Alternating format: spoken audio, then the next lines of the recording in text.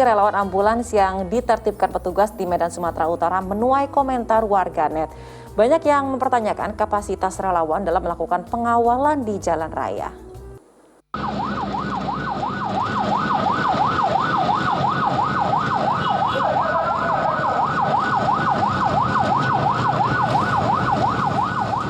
Unggahan video di salah satu media sosial ini mendadak viral.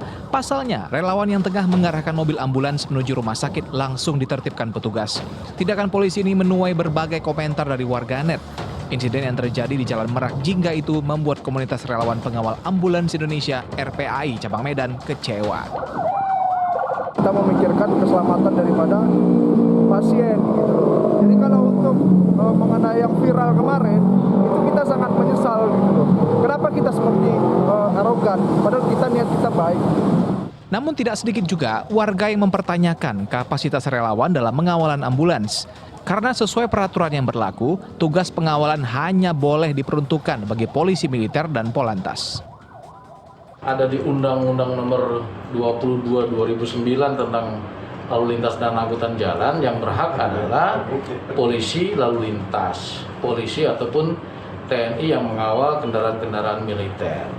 Jadi kalau untuk pengawalan yang dilakukan oleh rekan-rekan relawan dan lain sebagainya terhadap ambulans, seyogyanya dikomunikasikan, dikoordinasikan dengan satuan lalu lintas setempat.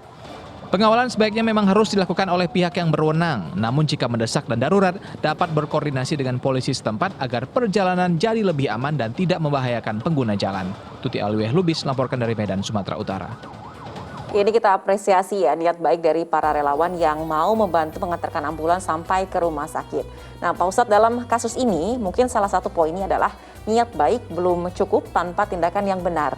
Relawan juga seharusnya kan berkoordinasi dengan polisi saat ingin mengawal ambulans agar tidak menyalahi hukum yang berlaku. Nah bagaimana menurut Pak Ustadz?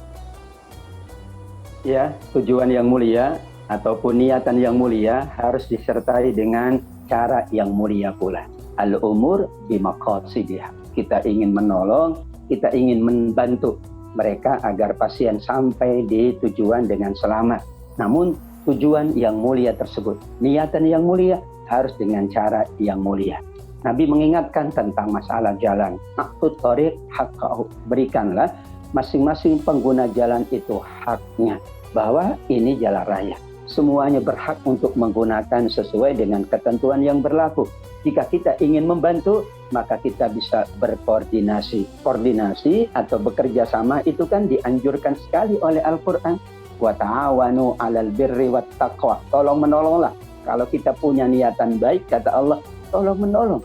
Karena dengan saling tolong menolong, saling bekerja sama, saling berkoordinasi, insya Allah tujuan yang mulia itu dapat dicapai dengan sebaik-baiknya. Tidak ada pihak yang mungkin terganggu, tidak ada pihak lain yang mungkin terganggu jalannya.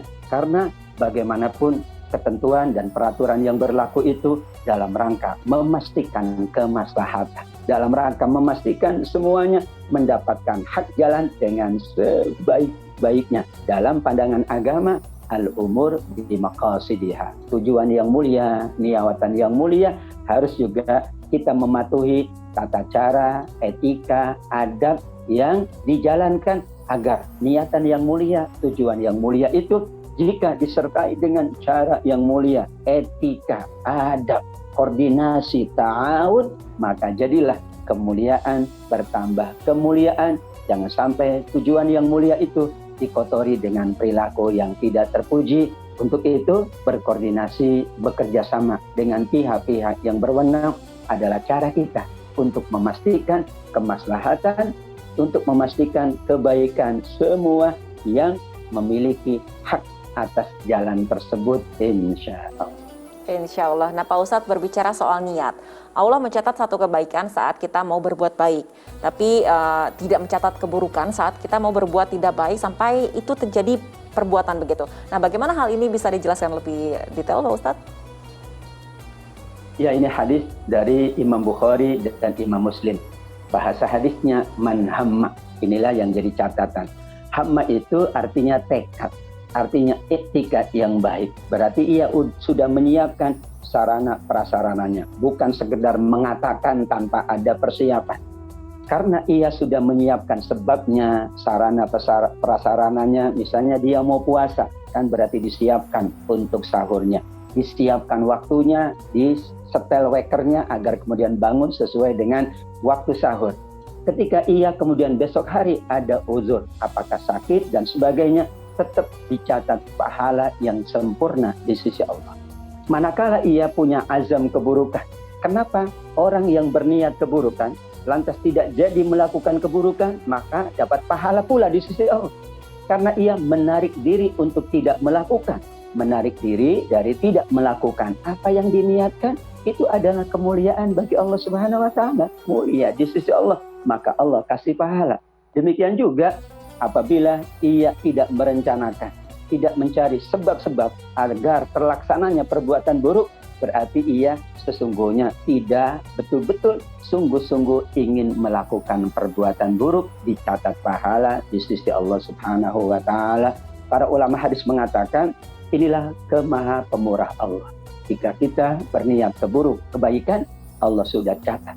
Karena ada faktor-faktor uzur yang mungkin menjadikan kita tidak dapat melangsungkan perbuatan baik itu. Namun manakala kita punya etikat buruk dan kita tidak menjalankannya, kita menarik diri, tidak jadi melakukan, tetap kita dinilai pahala karena kita tetap ingin berbuat baik di sisi Allah Subhanahu wa taala. Masya Allah, terima kasih Pak Ustadz atas penjelasannya. Kita lanjutkan lagi ke informasi